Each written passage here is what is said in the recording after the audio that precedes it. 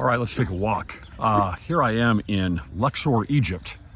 This is home of Temple of Karnak, Chapel of Opet, which we'll go over a little later. Not in this episode, but another one. This is also the Temple of Luxor, the Avenue of the Sphinxes, which is kind of ties those two together with the Festival of Opet. Really interesting stuff. Now you can see where I am here. This is actually our hotel. Coming back here, the eating area in the back of the hotel. Right behind me here, you're going to see a marsh or reed area. So very similar to maybe what the thickets of reeds that Moses was put into or ended up in here when perhaps Hatshepsut, the daughter of the Pharaoh, or a daughter of the Pharaoh, ended up drawing him out of the water, which is what Moses means. And this is the Nile, right? Sitting here right on the Nile in Egypt here, which is pretty cool. This episode is brought to you by Scripture Notes. I just created a new collection note, which is on the topic I'm talking about right now, which is peace and righteousness and shalom, right? In the Old Testament. And the reason I'm distinguishing those is because I want to say that, you know, what was brought out of the Old Testament as peace is actually brought into the New Testament that Jesus oftentimes talks about. There was a covenant of peace in the Old Testament. Something very important. And that collection note, then, I'm bringing all these phrases together. Again, I love using AI, the Daniel assistant with Scripture Notes, because it brings in much more than just the words I'm looking for. And I actually get a much more robust search result when I'm using Daniel as a search. So that's something, if you do use Scripture Notes already, you ought to try using that. It really helps out.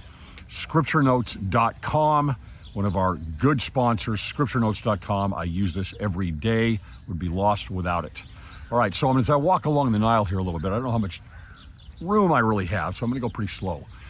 But, you know, there's a lot of talk about peace lately. You have the Peacemaker talk from President Nelson, which is very important, very appropriate. We're going into a time where things are getting more and more heated. In the U.S. especially, we're getting more and more polarized. I think that's going to spread stronger and stronger. We're starting to see this in Europe and other areas where you're getting a strong division. There is a shift right now that is definitely moving to the right. And so this is now a time of new division where people are moving demographically from the left to the right and from the right to the left based on their value structure and their worldviews. And so I think it's something that's very appropriate. Our dialogue from social media is dropping in intelligence quite a bit as we sit back as anonymous commenters on social media. And it just naturally, to a default, because of human nature, is going to become more and more vitriolic. So it's an important thing. I think Elder Stevenson at BYU talked a little bit about peace. But I want to bring something up about this because it's been weaponized, and not just since these brethren have given talks, but quite a long time ago, right? Peace is something that is weaponized and changed into a different meaning. I want to go anciently. Here we are in Egypt, right? Sitting here on the Nile, walking along the Nile. I want to talk a little bit more about what I think this means. I've done a lot of research recently on the parallelism, the comparison between the concept, the ancient Egyptian concept of Maat.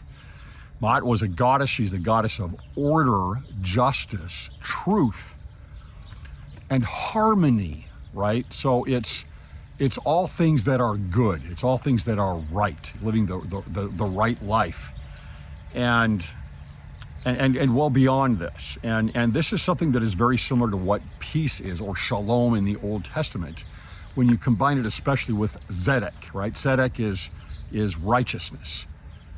Righteousness is aligning yourself with that truth and that order and that justice and that harmony. And really, that is God's structure. It's not just nature. It is God's structure. And when you are aligned with that, then you are in harmony. You are participating in maat.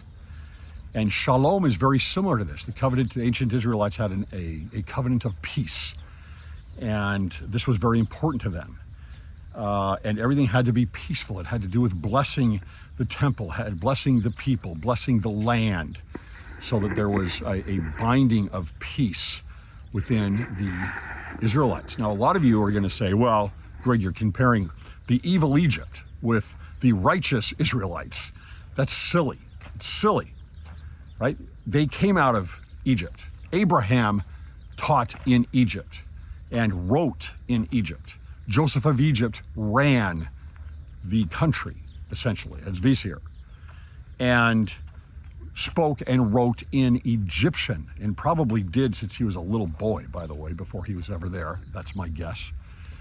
And of course, you've got Moses, who's writing in Egyptian, right? He's set up to be the next Pharaoh, possibly, and is in an elite position and of knowledge and education, in Egyptian education, along with Hebrew, right? His mom is bringing him up as well within the palace. So we don't understand typically how this really works. These things that come out with the Israelites out of Egypt are not left behind, other than the loss of the pagan worship and the pride that is kind of represented by the Pharaoh, and moved over into what you would say, this is Moses, and though we don't see it in the Old Testament, it would be a Christian type of world, right? Pulling them out into the wilderness. Now, they don't quite fully get there. They reject the higher law, the Melchizedek law, which is the law of Christ, the full gospel of Christ. They reject it and they're given the lower law. But that's what they're pulling. And when you look at and again, a lot of people think that this is heretical, but when you when you look at Egypt and you compare it to the Jewish Israelite temples, right, the Temple of Solomon and the Tabernacle, you're going to see very, very similar things. I was just at Karnak yesterday. You've got 3 different stages that you go through in the temple. There is a Holy of Holies. There is an altar. There is what you would consider something like an ark, which is where there would be, which is what the bark would be, which is a mobile throne comparable to the chariot, the chariot throne that we hear about in the Merkabah, right, that we get in the Old Testament. It's very, very similar. So they are pulling a lot from Egypt, and they need to pull from Egypt. It's kind of like Joseph Smith pulling a little bit, not all of it, but a little bit from Masonry for the temple. Okay, it's corrupted, but it's something that's there, and we can make it better and restore it. And that's kind of what's happening. Now, of course, Egypt is pulling these ideas and these concepts from the patriarchs, the ancient patriarchs from the time of Noah, right, and Enoch. And Abraham's probably got all of these writings when he goes into Egypt. He's got all of this. So it's, you look at these balloons, I don't know if you can see those back there. There's a lot of balloon writing out here, looking down at the temples and the ruins, etc. We've got a boat coming in here. Hopefully that's not too loud. I'm here fairly early in the morning. So they're pulling a lot of this from Egypt. What I'm trying to get to here is saying, don't dismiss the Egyptians. Don't dismiss the Egyptian culture. It lasted for thousands of years and was extremely strong, not just because of the resources of the Nile, but because of their belief system, which was founded originally on the religion of Noah, the religion of Enoch, right? It was Christian originally. I mean, look at the myth of Osiris. So the idea of maat is something that gives us, I believe, informs us a lot more and gives us a lot more context on the idea of what peace is. Because I think that that's the same idea and what they're pulling and the rituals that they work with, and the idea of Shalom and Tzedek, which is the second half of Melchizedek, right? King of righteousness, has to do with peace. And so we weaponize this, and I've seen so many books written within the church and by scholars that are talking about, the idea of peace, and they untether it completely from these ideas of Shalom and Tzedek, righteousness, and from maat. And that is, look, there is an order, there is a truth, there is a justice. And if you're going to have peace, you have to follow those things. You have to be tethered to those. or there is no peace. It's a lie to untether yourself from these things. And what you end up with, and this is what you're seeing a lot right now with the visiting speaker a couple of weeks ago at BYU, a lot of the books that I see written here, is peace becomes a word substitute for compromise. Now, I'm not saying you don't ever compromise, and you have to compromise in a secular world with faith issues that are going to let you move forward, but not your principles and not truth. You don't sacrifice principles and truth. And that's when you read these things, that's what they're asking. And it's the same idea as you've heard me talk so many times about critique. Peace becomes this substitute for critique, which is to break down and to change. And it's very, very similar is how they're putting this in. It's always the same. Break down order and truth and justice and sweep in something else. And that's what I see as peace, being how peace is oftentimes being used today. And it's very unfortunate. Now, of course, I don't believe that that's what Elder Stevenson or certainly not what President Nelson has done. I mean, they're very clear on what they're talking about. The problem is that word has already been weaponized for a couple of decades or more into something else. And so it's very easy for those that follow a religion of academia to twist this into something completely different. And it's not, right? So you think about, you've got Jean Valjean, who kind of represents mercy in Les Mis, and you've got Javert, who represents justice on the other side. And of course, as mercy comes on to Javert and he experiences it, he just can't handle it and he's overcome.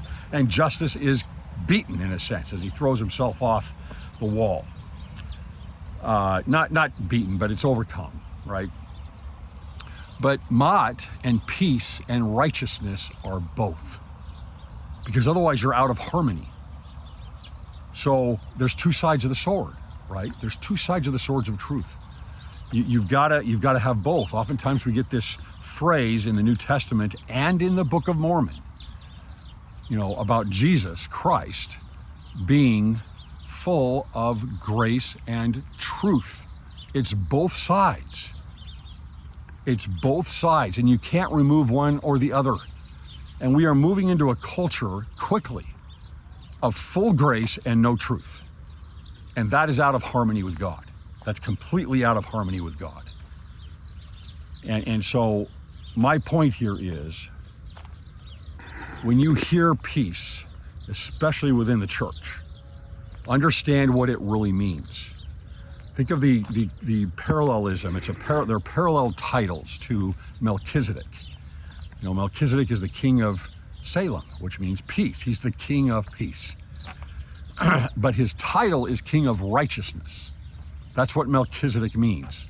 Melchi, right? That's a variation on Malek, which is king, and Tzedek, which is righteousness. And then what is the other title? Kind of a Hebraism that goes along with that. It is Prince of Peace.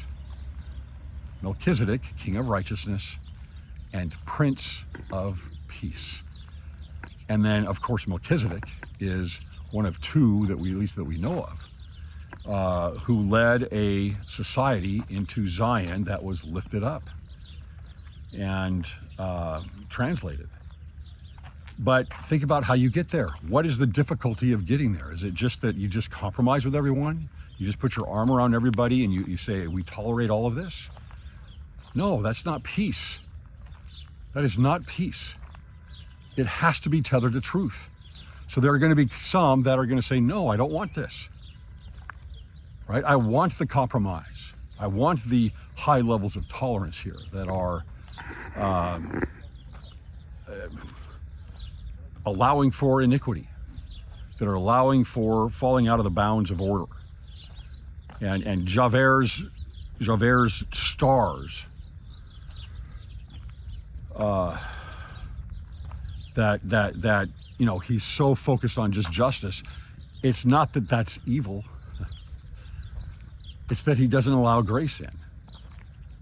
Now, you can go to the opposite end of the spectrum and you can say, well, we're all grace and we're not going to allow any justice in.